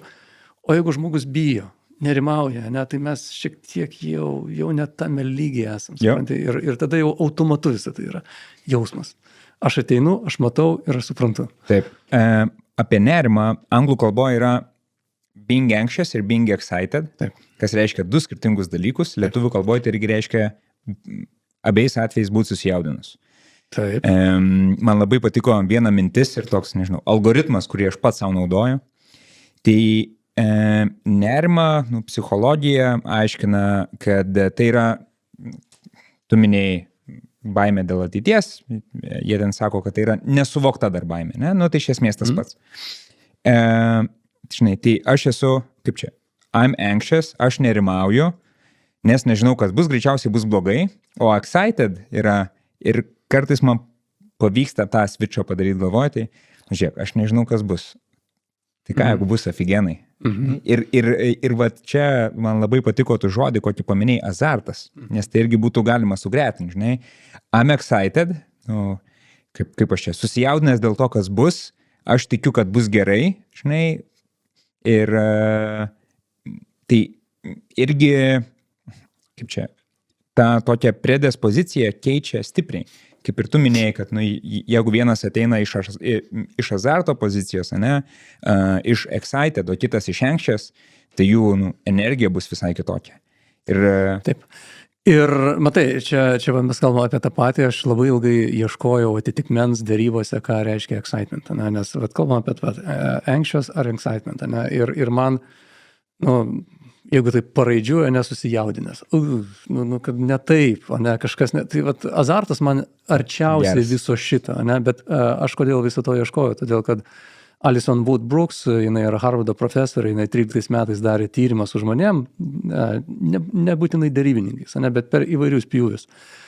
Kaip veikia žmogų nerimas ir kaip veikia žmogų azartas. Ir jinai tuos tyrimus analizavo, ten didelis pjūvis, daug žmonių, ir jinai nustatė tokį dalyką, kad tie žmonės dėrybose, kurie jaučia nerimą, jų pirmas pasiūlymas bus prastesnis, jų ambicija bus mažesnė ir jie greičiau norės susitarti, net laikys tempo, net laikys laiko. Pirmai progai pasitaikius, jie tiesiog sako, gerai, dylas ir einama. Ir tie žmonės, kurie ateina dėrybas jausdami azartą, jie tiesiog visų šitų dalykų neturi ir jie automatu tampa geresnis dėrybininkas. Tai va čia yra toks tyrimas, žinai. Ir kaip pereiti nuo vieno į kitą, nes čia yra du poliai. Būtent. Nerimas, azartas, taip tu jau palėtei tą temą, tai yra aukšta emocija, tai yra tas toks užkrovimas. Tai reiškia, kad va kur pultas, va čia ir čia. Tik tai aš ir galiu tą pultą įjungti, nes arba aš nerimauju, arba aš jaučiu azartą. Ir niekas kitas už tai neatsakingas. Aš renkuosi. Ar tu turi kažkokį algoritmą, kurį savo taikai ir galbūt taikai per mokymus žmonėm, su kuriais tu kalbi ir galbūt mūsų klausytojam ir žiūrovam, žinai? Algoritmas paprastas, tai yra, jeigu aš jaučiu nerimą, jeigu tu jauti nerimą, jeigu aš jaučiu nerimą, tai yra, žiūrėk, ko tu bijai. Atsakyk savo, ko tu bijai. Tiesiog, ko tu bijai. Ne tai, kad bijau kažko, bet įsivardink, ko tu bijai. Ar tu bijai nesusitarti, ar tu bijai, kad tave išmes iš darbo, ar tu bijai, kad ten bus kažkas tai blogai, ar tu bijai, kad ten nesusitarsi ir reikės fabriką uždaryti. Įsivardink, kas tai yra. Ir kai tu įsivardinsi, paprastai kaip smegenys veikia, jos iš karto randa sprendimą. Ir tada nebėra ko bijoti. Nes baimė savaime nėra blogai. Nerimas yra tas pražudantis dalykas, o baimė gali sustimuliuoti, kaip ir tu pats minėjai. Gali duoti jėgų. Būtent. Gali duoti jėgų. Čia tas ekstremas. Okay. Bet, sakau, vienintelis kelias, kaip nueiti iš nerimo į azartą, yra per savo galvą, per savo širdį. Nėra kito kelio. Ir čia jau kiekvienas čia nėra receptų, čia yra pačiam su savim, va čia savo darbas. Tiesiog sąmoningai suprasti, kur tu esi ir sąmoningai pasirinkti, kur tu nori būti. Yra tu buvę sėdi dėrybose, labai svarbiausia, sėdi gyvai prie stalo ir supranti, kad tu nerimauji. Ir nežinau, ten indikatoriai, kad ten rankos, žinai, dreba ir tada ar tu kažkaip specifiškai savim pasirūpini, tam pasiprašai tualetą, šaltų vandeniu, ar tiesiog vis kalbėsi su savim, ko aš bijau, Gražvydai.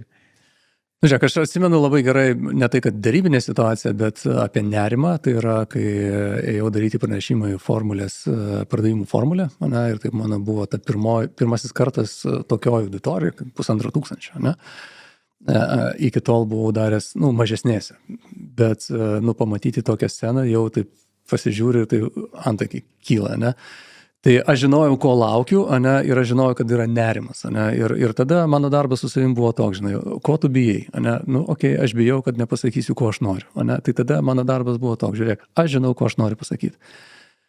Aš žinau žinutę, kurią noriu ištransliuoti, Visa kita jau yra, tiesiog žodžiai ir visa kita, bet aš tiesiog žinau, ką aš noriu pasakyti ir viskas. Ir tada tas nerimas, jisai, nesakau, kad jisai gali taip dingti visiškai ar ką, bet aš tada einu iš azarto pusės, kad aš šitiem 1500 noriu pasakyti šitą žinutę ir per tą savo laiką, ką aš turiu, aš tai transliuosiu.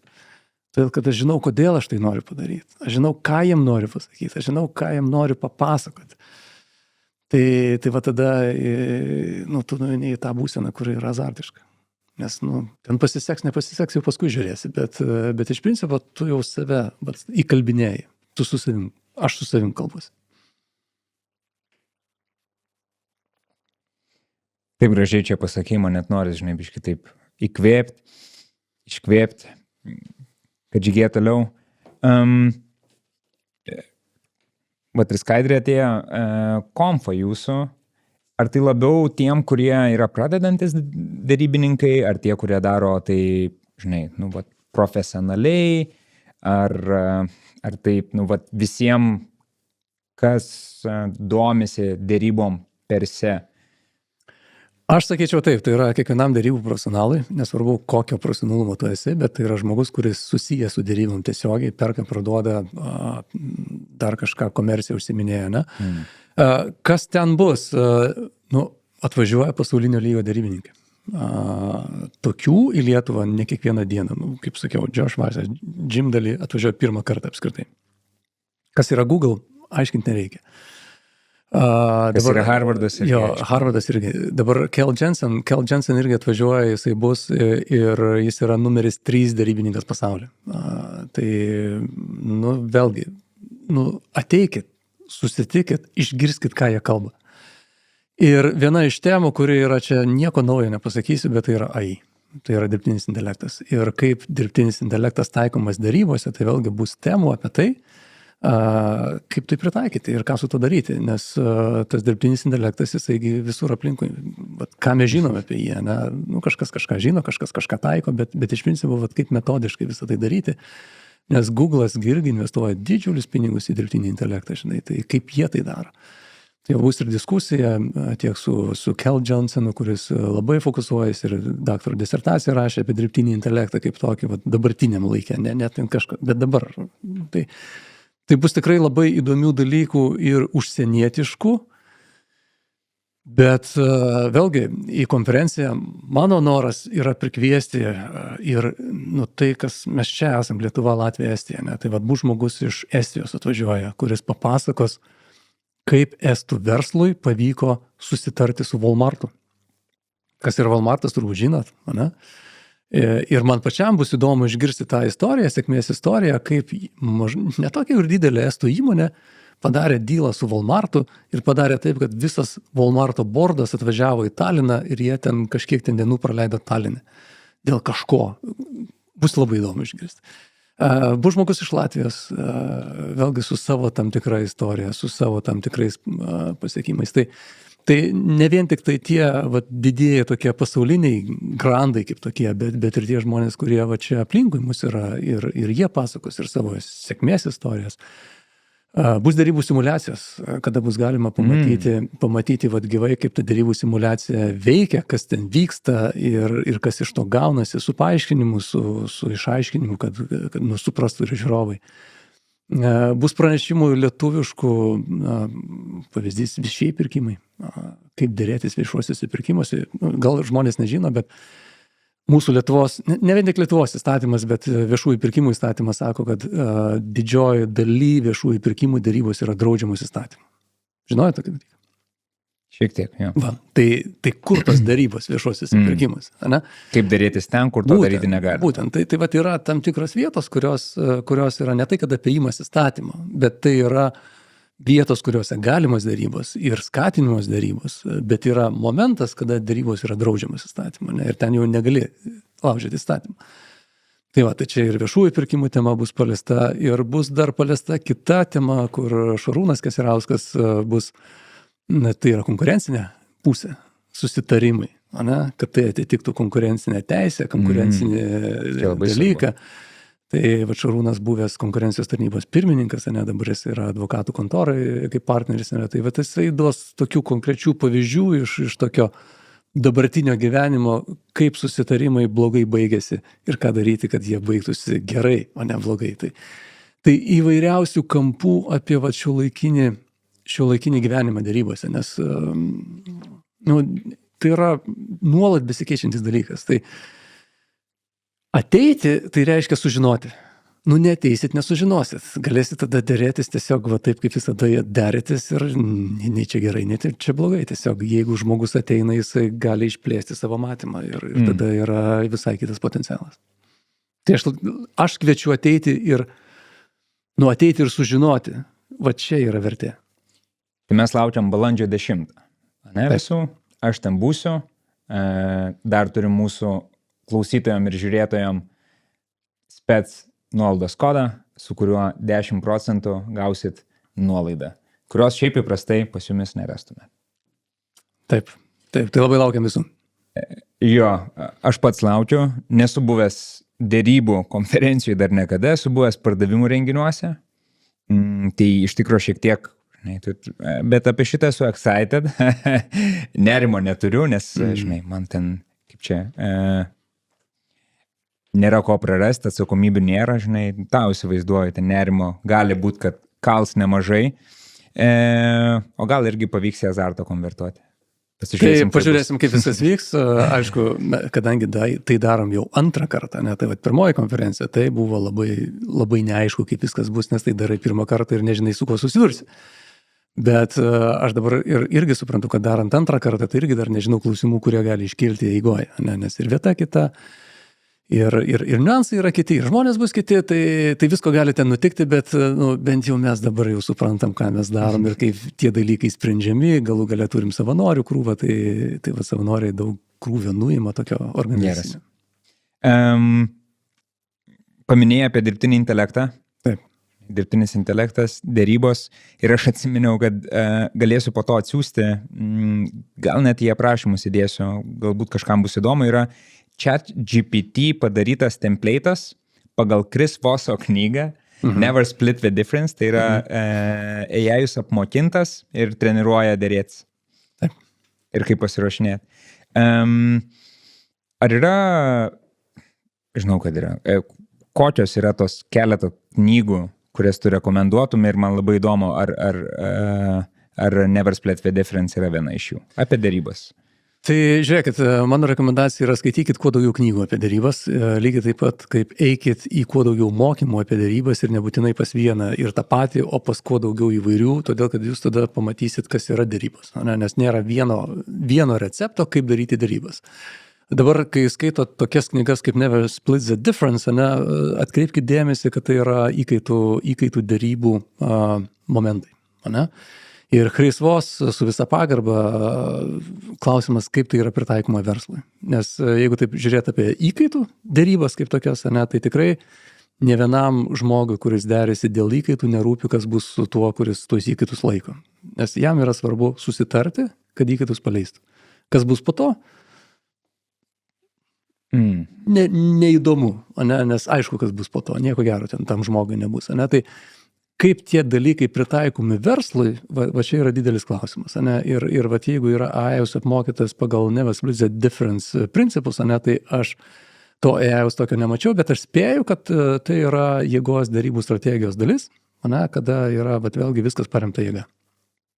Okay. Turi galios, turi alternatyvų, reiškia, tu gali dėrėtis. Jeigu neturi galios, neturi alternatyvų, iš tavęs iš principo toks ir darybininkas ir tu gali būti, kas tik tai nori. Okay. Tai va čia... Aš įsiterpsiu, biškai, man labai įdomu, iš kur ta tavo prielaida, nes, žinai, jeigu mes jau sakom, kad Chris Voss dėrybų metodas yra pritaikomas įkaitų dramoje, tai ten alternatyvos nėra. Nes ten yra, ar įkaitai mirs ar ne. O čia dabar paminėjai, kad greičiausiai versle pritaikomas tas Chris Vosso dėrybų metodas bus galios sprendimas, galios, kaip ten įvardinai, metodas, ne? Ja, tai yra jėgos dėrybos. Jėgos dėrybos. Todėl, nes yra kitų variantų. Tai čia kaip ir biški kontrastuojantis pasakymai, ar ne? Na, žiūrėk, čia nebūtinai viskas susijęs su alternatyva, ne alternatyva, bet kuo paremti jėgos metodai? Pirmas dalykas tai yra manipuliacijos.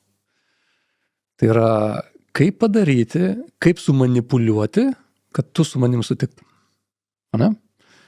Tai vat įkaitų dramai tai yra pirmas ir esminis dalykas. Tai yra žinoti, kaip veikia žmogus, smegenis, širdis, emocijos, kas tik tai nori, tam, kad aš sumanipuliuočiau tavim taip, kad tu atiduotum tus įkaitus. Tai tie metodai, jeigu taikomi vėlgi versle tiesiogiai, tai reiškia, aš manipuliuoju. Jeigu aš manipuliuoju, ką reiškia ilgalaikiai tada partnerystėj, tai yra tiesiai su minuso ženklu. Nes viskas, kas yra manipuliacija, tai yra trumpalaikiai susitarimai. Tai reiškia vienkartiniai tokie. Bet šiandien reikia, susitarėm, rytojus nėra. Ne? Tai vėlgi čia yra strategija. Tai yra, jeigu kalbam apie jėgos strategiją, nesakau, kad jinai yra bloga. Jinai yra, jeigu ją naudoji, ją reikia naudoti tinkamai, ne? Bet tik tam tikrose vietose. Nes kur yra tas blogoji jėgos strategijos pusė, ne? Kad yra, tu gali laimėti, bet tu susigadinsi santykius. Ne? Ir nieks su tavim kaip su žmogum nenorės kalbėtis, nes į tave žiūrės kaip į tą, kuris ten, žinai, visus ten, spaudžia, apriekia ir dar, kad tik nori ir viską pasiima. Ne? Tai tada kaip su žmogum aš prarandu su tavim ryšį. Ne? Tai vat, jėgos darybų tokia juodoji pusė, tai yra minusas į santykius. Vienareikšmiškai. Ir ilgalaikį bendradarbiavimą. Tai va čia, bet sakau, tai yra manipuliacija. Ok, tai šitą knygą tada išmeta mane? Ne, žiūrėkit, skaitykit. Aš jokių būdų nenoriu pasakyti, kad tai yra bloga knyga. Aš noriu pasakyti, kad reikia kiekvieną knygą skaitant suvokti, apie ką tai yra. Ir nebandyti taikyti tų metodų, nesuprantant, ką tu darai. Kaip pavyzdys, pagal Chris Vossą yra tam tikra formulė, kaip reikia dėrėtis. Tai reiškia, aš jeigu gerai atsimenu, tai yra kažkas tai tokio, tai yra 40, 60, 90. Ką tas reiškia? Tai yra, jeigu tu pasakei kainą 10, kitaip tariant, inkaruoji 10, tai aš būdamas Chris Vossų sakau, jokių 10 nebus, yra 4. Tai aš pjaunu ten iki dugno. Ir jeigu tu nesutinki, aš tada keliu iki 6, ir jeigu dar nesutinki, tada keliu iki ten kažkiek. Galų gale, jeigu dar nesutinki, tai tada jau sutinku su to, kad tu sakai. Bet iš principo, jeigu tu man siūlai kažką, aš tada kertu žemiau ten negaliu. Tai čia yra taktika.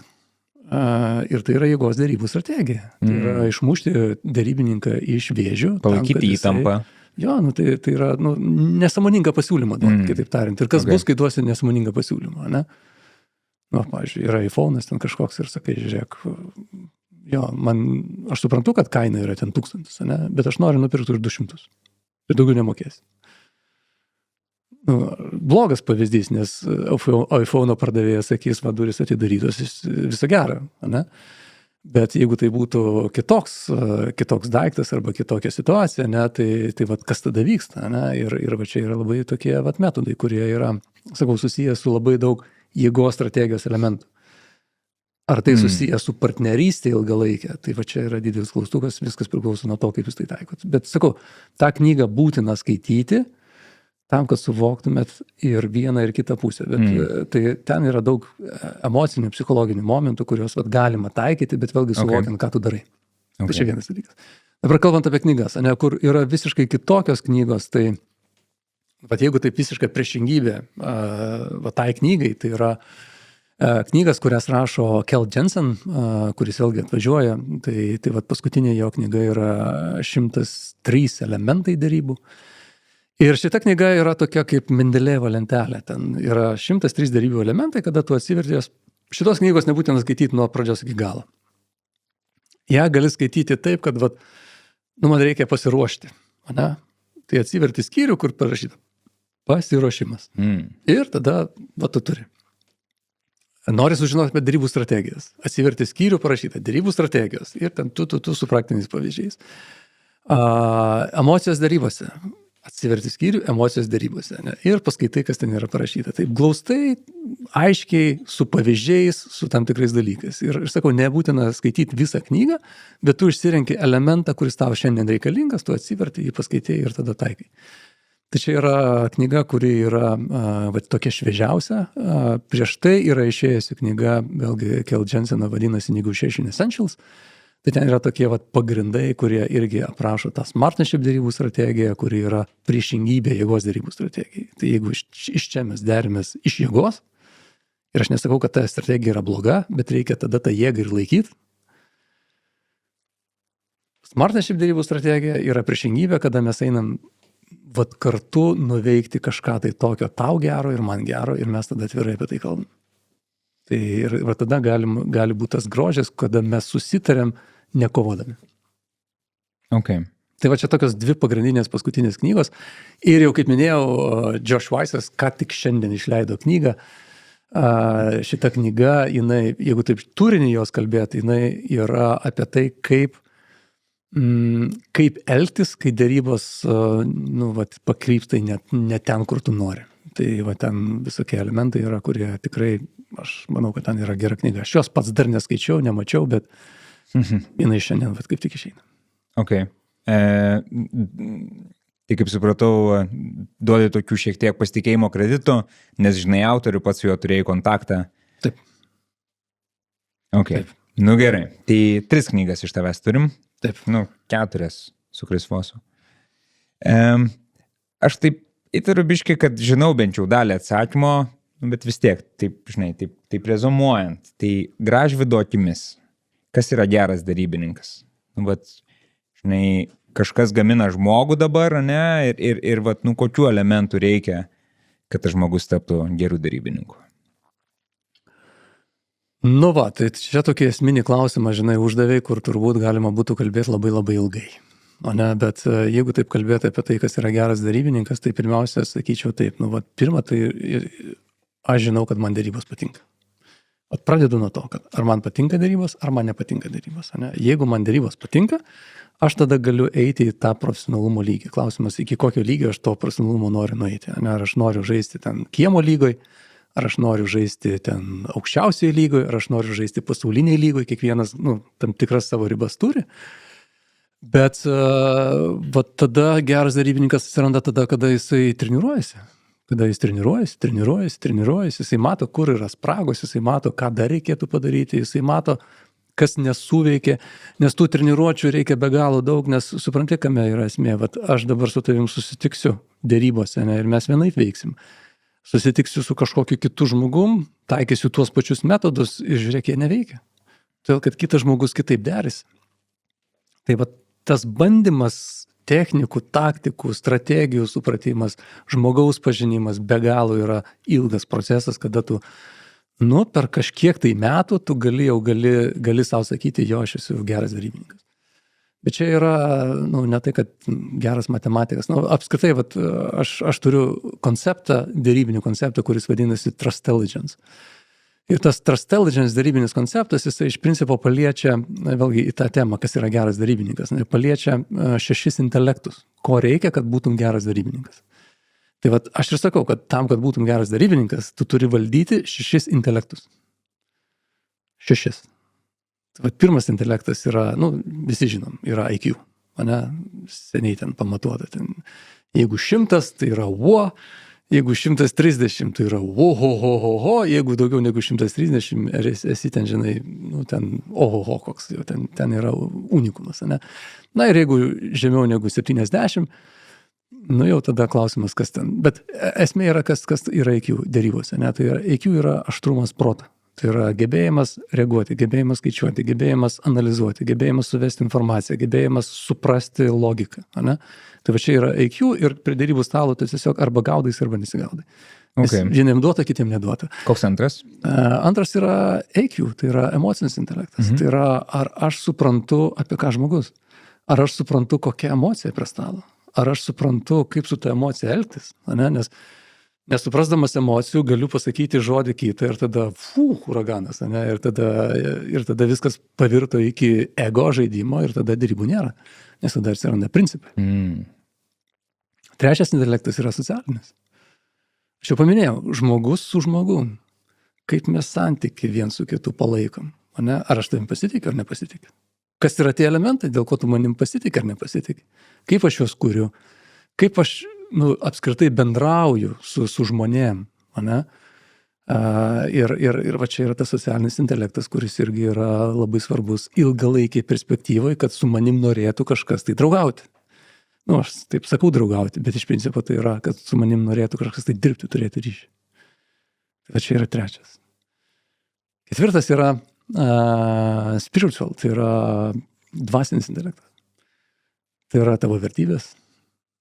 Ant kokių vertybių tu stovi. Nes jeigu, pavyzdžiui, tavo vertybė yra vienokia, mano yra kitokia, aš tik nesakau, kad tavo geresnė už mano geresnė. Čia ne apie tai. Čia kalbam, ar mes susikalbėsim. Nes jeigu, čia grubus pavyzdys, ne, jeigu vienas sako, rusai yra gerai, o kitas sako, Ukraina yra gerai. Ne, tai čia yra vertybinis dalykas. Ir dėrybos čia nevyksta tada. Tai va tas dvasinis intelektas tai yra apie tai, kas aš esu, kokios mano vertybės, kuo aš tikiu, ką aš noriu pasiekti. Tai va visą tai, jeigu tu žinai ir vystai ir atsakai į tuos klausimus, tu tiesiog gali būti žymiai geresnis darybininkas. Toliau einam į kūrybinį intelektą. Tai yra, ar aš gebu kurti? Nes jeigu mes dėrėsimės dėl kainos, vat jėgos dėrybos strategija, ten kūryba, kokia ten kūryba, ten tiesiog arba davei nuolaidą, arba nedavei nuolaidą. Bet kūryba būtent reikalinga, kur kūriam vertę. Vat taip ir yra, vertės kūrimas, ne? Tai be kūrybinio intelekto, be šansų. Nes esmė yra tada, kad, suprantate, kai mes ateinam į dėrybas, ašgi nežinau tavo pusės ir tu nežinai mano pusės, aš žinau tik tai savo pusę. Tai jeigu mes nesidalinsim, mes nieko nesukursim. Tai paprastas pavyzdys. Susitarim, kad dėlionę, mane iš 1000 šitų gabaliukų. Tu turi 500 ir aš turiu 500. Tai tugi su savo 500 nepadarysi tos dėlionės. Ne? Tau reikia mano dalies. Ir mes, jeigu nesidalinsim, nieko nebus. Tai va ta kūryba yra vėlgi tas intelektas, kuris yra svarbus tam, kad būtum geras darybininkas. O paskutinis yra dirbtinis intelektas. Ir žinai, kam įdomumas apie dirbtinį intelektą, kad jeigu tu jo nesupranti ir naudosi netinkamai, tai visus tuos intelektus, kuriuos aš išvardinau prieš tai 5, tu juos tiesiog nužudysi. Nes tu pasikliaudamas dirbtiniu intelektu, tu bukėsi pats. Nes tu tada viską duosi dirbtiniam intelektui daryti už tai, ką tu nori. Ir tada tavo visi intelektai eina velniop. Tai vat, čia nėra tai, kad dirbtinis intelektas turi būti svarbesnis už visus kitus, ne? Bet svarbu jį irgi suprasti, kaip jį naudoti tam, kad aš ugdyčiau savo visus tuos išvardintus intelektus, o ne žlugdyčiau, nes su dirbtiniu intelektu labai lengva yra nueiti lengviausių kelių.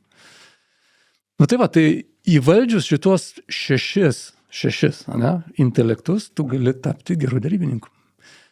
Bet čia aš kalbu apie korą, apie tą, kas vadinasi softas, žmogus. Nes tada jau, kai tu susivaldai šitą dalį, tu gali tada eiti mokinti strategijas, taktikas, teorijas, knygas skaityti, taikyti visą tai, žiūrėti, kaip veikia, kaip neveikia. Bet visą tai be pamatinių dalykų, bet už 6 intelektų iš esmės bus šnipštas. Taip, tu statysi ant be pamatų.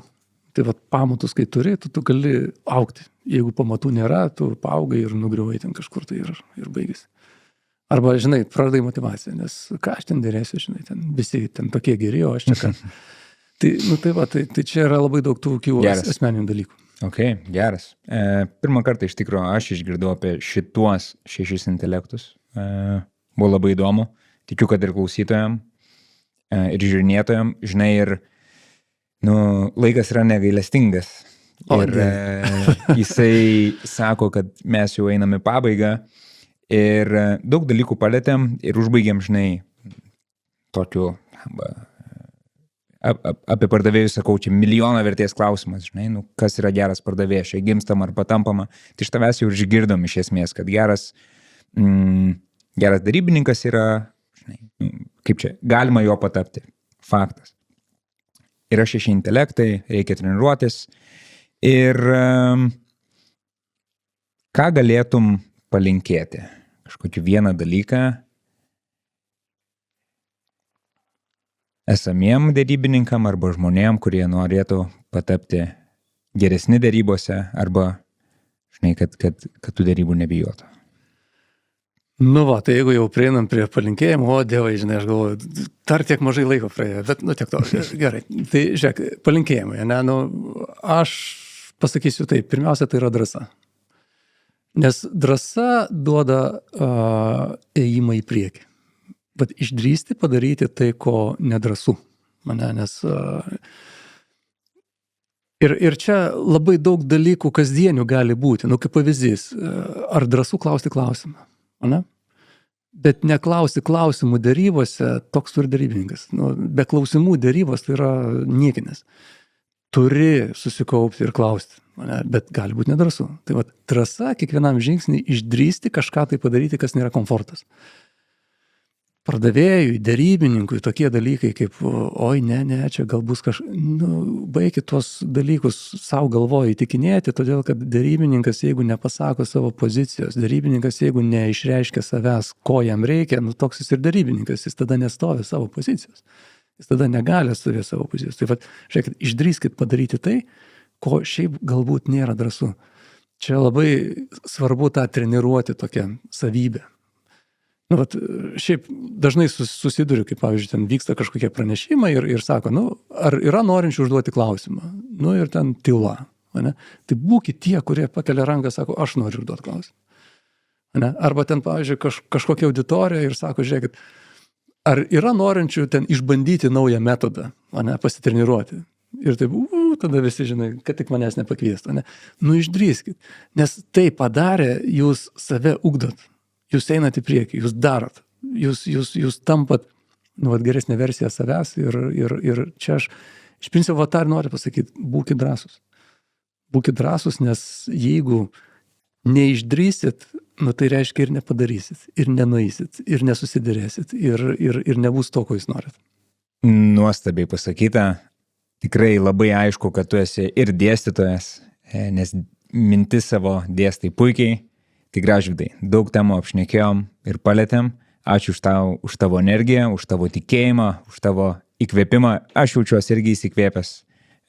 Būt drąsesniu šiandien, rytoj ir ateityje.